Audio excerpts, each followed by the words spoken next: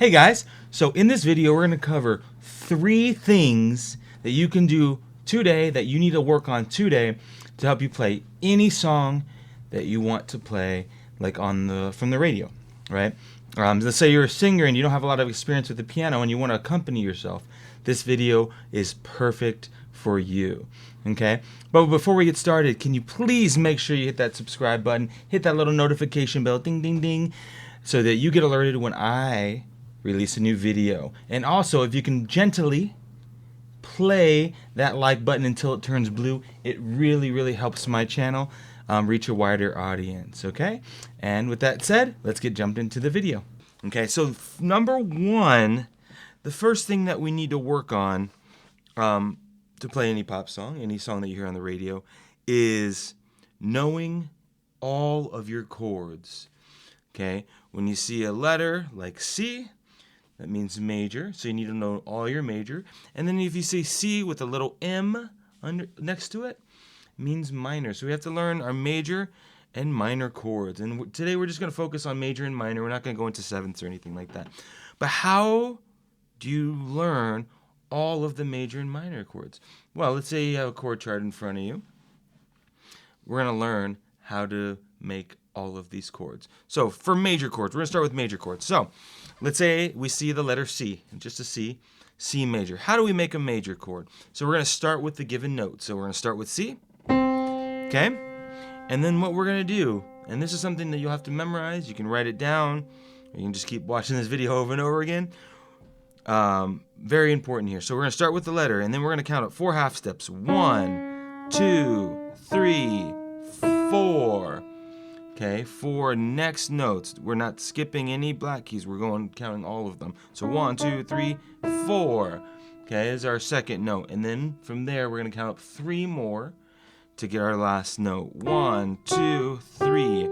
And all of a sudden, we have a C major chord. Let's just pick another random note. Let's say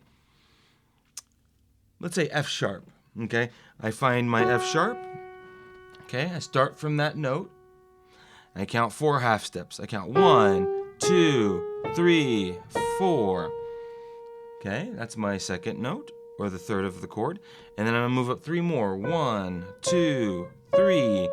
Now I have the 3 notes of F sharp major. Let's do one more just for example purposes. Let's say I said D flat. D flat. 1, 2, 3, 4. 1, 2, 3. And we have a major. And notice they all sound nice and bright. It's got that quality of a major sound. And that's how we do it. Now, minors. We're going to take those numbers, the 4, then 3, and switch them. So we're going to go 3 and then 4. So C minor. We're going to start from C. We're going to count up 3. 1, 2, 3. And then from there, we're going to count up 4. 1, 2, 3, 4. I've now created a C minor chord. Okay, let's go B flat minor. So B flat, I'm gonna count up 3. 1, 2, 3. 1, 2, 3, 4. B flat minor. You can do this with any chord that you see on your music in front of you. If it says just the letter, then you count 4, then 3. If it says letter plus a little M, then count up 3 and then 4. Next, yeah, so the next thing, number 2, that we need to work on to play any pop songs is inversions, okay? Inversions means the same notes, the same letters, but arranged in a different order. And what this allows us to do is play things closer, as opposed to and you know, at the beginning, you can do everything in what we call these root positions, where we counted up 4. You can keep them there and move them. You know, it's gonna have a different kind of sound, but the inversions is where you really want to get to next. So let's talk about inversions. So let's say we know all of our major chords now, all of our minor chords, okay? What is an inversion? Let's take C major, for example. C, E, and G, okay? Right now, C is on the bottom, but I have 3 notes, so potentially I can have 3 different notes on the bottom. I can have C on the bottom, I can have E on the bottom now, but still C, right? C, E, and G. and then I can have G on the bottom. So these inversions are really important in making everything sound a little bit more cohesive. It's going to sound a little bit better because everything's going to be closer as opposed to having,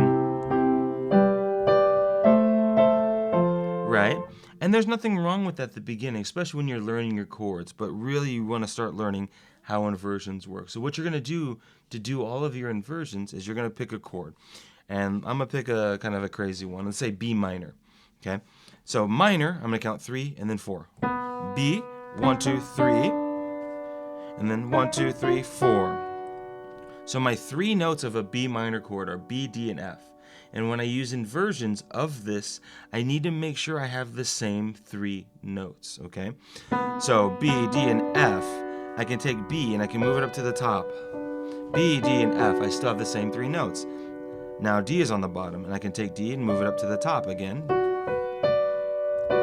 And now I have still the same chord, B minor, B, D, and F sharp. Okay, and then if I move it up one more, then we're back into the same. So these inversions are something to really, really work on. And when you play from chord to chord, try to find inversions that keep your hands close. Okay, for example, if I went from C major to G major, well, instead of doing C major and moving all the way up, I can go to G major right here.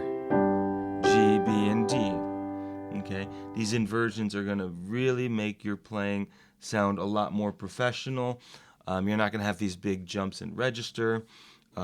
Really work on inversions. Again, inversions, same notes, different order. Work on that. Okay. Now, right now, what we've talked a lot about is everything dealing with the right hand. What's the third thing that's going to really tie this all together is mastering what to do with that left hand, okay? So left hand, all we're going to do is whatever note the chord, whatever the note of the chord is, you're going to play that note with the bass, okay? So if it's a C chord, I'm going to play a C major chord, and I'm going to play C in the bass. If it's a G chord, I'm going to play G in the bass. Even with inversions, if I play C, I can do an inversion of G, but I'm still just going to play G in the bass. And that's going to really round out the sound. A minor with A in the bass, F with F major with F in the bass. An inversion of F major, F, A, and C. Okay? And that's really going to help you play. Now, along with this left hand, we can use that pedal, the pedal to help sustain the sound so it doesn't have where it's kind of dry, right? Because it's not smooth and connected. We use that pedal, and how we're going to do that is when we play these chord progressions, typically, most of the time, your pedal will change. I haven't changed it yet until my left hand changes. And then I'll change it, right? I haven't changed the pedal yet until now I changed it, and then I'll change it here. So you can kind of work on that, making your left hand and your pedal play together. So you can play, hold it with a pedal, hold it with a pedal, hold it with a pedal. Of course, we're talking about the damper pedal, guys. The pedal all the way to the right if you're using a piano. Okay, if you're using an electronic keyboard, it's probably only the pedal that comes with it. Unless you have one of those fancy ones, and again, pedal all the way to the right. Okay? And that's how you'll change the pedal with the left hand. Just keep it right with the left hand. Don't do anything different.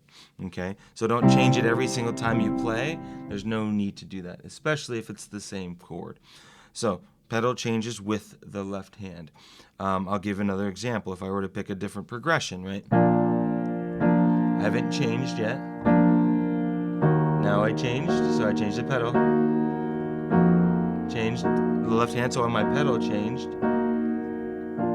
Even though my right hand stayed the same in that progression, my left hand changed, so I'm going to change my pedal. Okay, and I'm just playing octaves, guys, so B flat, I'm playing a B flat chord, so I'm playing 2 B flats, octaves. E flat minor, I'm just playing octaves, E flats. F and F.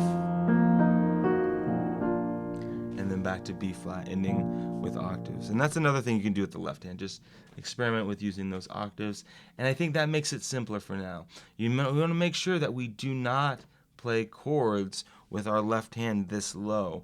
It's going to sound very, very kind of muddy, not going to sound very good. Because overtones and this whole thing, it's going to just sound bad. To give you an example, it just starts to sound too dark. Everything starts to clash a little bit. Just keep open notes in the left hand, okay? All right, guys. I hope this was helpful for you. And if it was, please make sure to gently play that like button until it turns blue. Make sure you subscribe if you haven't already and hit that little notification bell. Okay, guys? Have a good one. See you next time.